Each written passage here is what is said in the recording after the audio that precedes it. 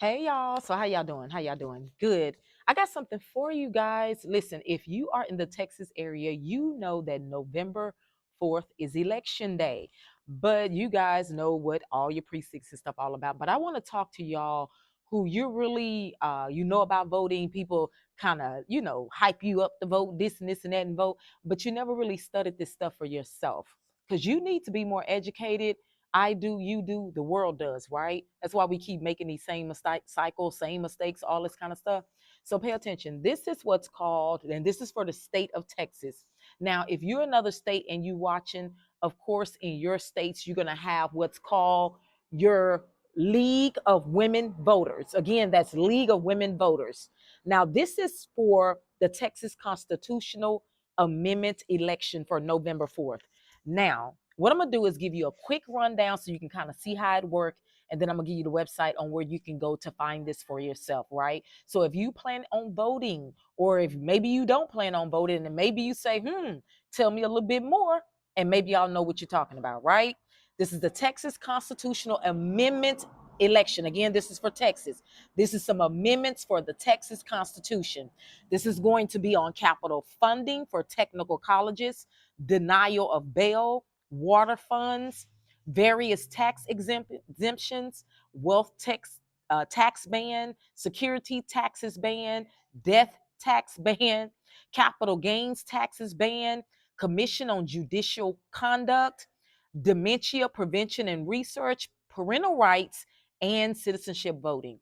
Guys, this is so important. You really don't recognize, and I didn't at one point in time in my life realize just how important and why these laws go into place and how these things affect you in the end. So listen up closely, guys. Okay, listen up.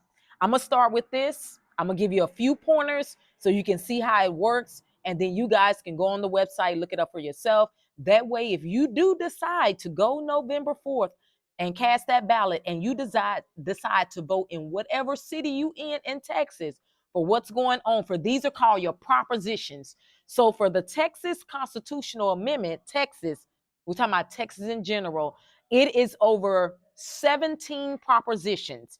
I'm going to go over three of them, right? So you can get a feel for what these propositions are and how they work. So I'm going to go over three. But before I do, I want to read this to you.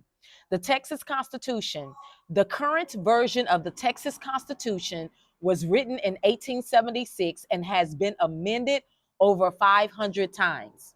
How many of those 500 times did you got a chance to vote? Well, let's go there. Why so many amendments, you may ask? Our Constitution limits the types of changes that state lawmakers can make. In order to change the Texas Constitution, the proposed amendments must pass both houses of the Texas Constitution and legislature by 2/3 majority, and then be approved by a majority of the Texas voters. So unlike other states, the Texas Constitution cannot be amended by citizens, ballots, initiatives, referendums, or petitions.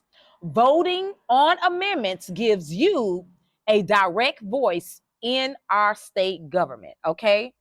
So you must vote when it comes to amendments in the Texas Constitution. These are your yays and nays. Do you vote for this proposition? Do you not vote for this proposition? Do you vote? In other words, do you vote for this amendment? Do you not vote for it? Okay. Now, let's go over, like I said, I'm going to hit three. So this is a wealth. Guys, if you've never picked this up, you need to pick this up every 4 years during the election. It has the presidential one, right? So when you're voting for your president, it also has every year or every 2 to 3 years when you're voting for local officials, right? But this has to do with the Texas Constitutional Amendment. So this is the Texas Constitution, right? There is 17 propositions in here, 17. I'm just going to hit three again so you can get a feel of how it works. And then I'm going to give you the website. You go look at them, see what you want to go for, see what you do not want to go for. Again, it has a wealth of information in here. It's letting you know that you can vote by mail, vote early, vote on election day, vote in person. But of course, all that has already passed. So November 4th is next week. You know that. So it's going to be from 7 a.m. to 7 p.m. You can find out your local places of where you're going to be voting, right? Now, okay, I'm going to go over proposition number 3. So proposition number 3, this is how it works, right? I'm going to show this to you. Proposition number 3. You see that? So let me show you how this works. The constitutional amendment requiring the denial of bail under certain circumstances to persons accused of certain offenses punishable by a felony. Now, a lot of you guys don't even vote for this kind of stuff, but guess what? There are people who do. And when they vote, they win every time. And you wonder why the laws are the way that they are, okay? So the explanation, currently denying bail typically requires a full trial, which makes it very rare. Therefore, if a defendant has money to post bond, they must be released, even if there is evidence that the person may commit a future crime.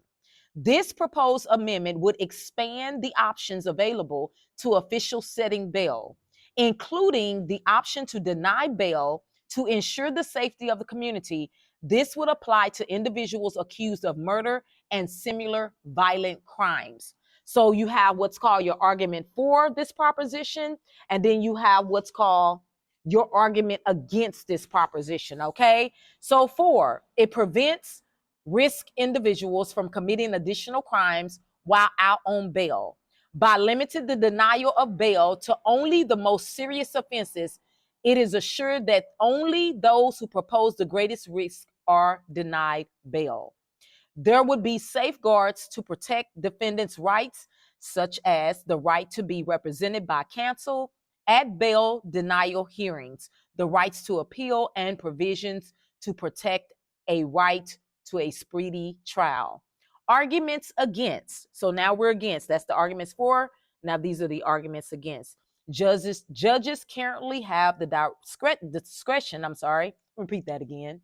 Judges currently have the discretion to set high bail amounts for individuals considered high risk, which can prevent their release. Denying bail to certain defendants could result in overcrowding of jails, requiring more taxpayers' funding for additional jail staff. Being denied bail increases the cost for defendants and undermines the presumption of innocence. So do you get that, guys? You get how important that is? That's why it's important. Are you going for it or are you going against it? I said I was going to do 3, but I'm just going to do 2 because I think you guys getting the point on how I'm saying this, right? So let's do proposition number, let's do proposition number 15. The constitutional amendment affirming that parents are the primary decision makers for their children. Okay? Are you for it? Are you against it? Arguments for this proposition will clearly affirm the primary authority of parents over their children and would limit the power of government to make decisions for their children. That is so important, guys. If you have children and you in Texas, you need to be out here on this proposition 15, okay? The proposition could establish the parents have rights to decide what values and ideas are taught to their children in public schools. You hearing this? You hearing this? Children are best raised and educated by parents who know each child's needs. Now, arguments that are against this proposition. If approved, the amendment could disrupt public school education due to parents trying to control curriculum and rules for all children based on their own beliefs and ideas. The rights of parents are already established based on years of court decisions and numerous laws. Elevating the rights of parents to the constitutional level could prevent necessary intervention to protect children from abuse and neglect. Guys, I don't care what nobody say. You should never want people to have that much power and that much control over something that comes out of your womb and comes out of your bloodline. Listen, we know that a basic education all children need. But when it comes to them, some of this stuff that they be putting inside these schools, you already know, right? So guys, proposition 15 is very, very important. If you have family members who are in prisons or in jailhouses, or if you just a person that you understand crime and the perplexities and complexities of crime, you want to get out there on that proposition 3, okay? Let me give you another one. Proposition 16, the constitutional amendment clarifying that a voter must be a United States citizen of America. for, against. This thing runs pretty deep when it comes to the 17 amendments. It goes deep into elderly, it goes deep into taxes, it goes deep into property rights, all that kind of stuff, guys. Again, if you have not done this already, November the 4th. November the 4th is your opportunity, 7 a.m. to 7 p.m. Let me give you the website where you can go and get this League of Women's Voters. This is so important, guys. I did this last year when with the presidential debate. I did one last year. Very, very good, right? So they have different ones that they put out, but this is nonpartisan. So they just giving you basic information so that you are educated. Do you understand that? So early voting was in October the 20th, 31st. That's already passed. So again, your election day is going to be November 4th. Do you understand that? The website you can go to is Vote 411. You can scan this QR code. I'm going to try to put it up there and see if you can scan it with your phones. If you cannot scan that with your phones, then what you need to do is go to LWV, which stands for League Women Voters, LWVTexas.org. Let me say that again, LWVTexas.org. Get your online interactive League of Women's Voters. Break those my little speech today. Break those propositions down and see what's important to you in your household, what's important to you and your family. If you have not gotten a chance already, hit those polls November the 4th. Do what you need to do, okay? You guys have a blessed day. I hope this has been a blessing to you and very informative to you. Okay? Thank you. You have a wonderful day. Oh, and I am going to be going over Proposition U and Proposition S. I have made a whole episode at TCLN Network.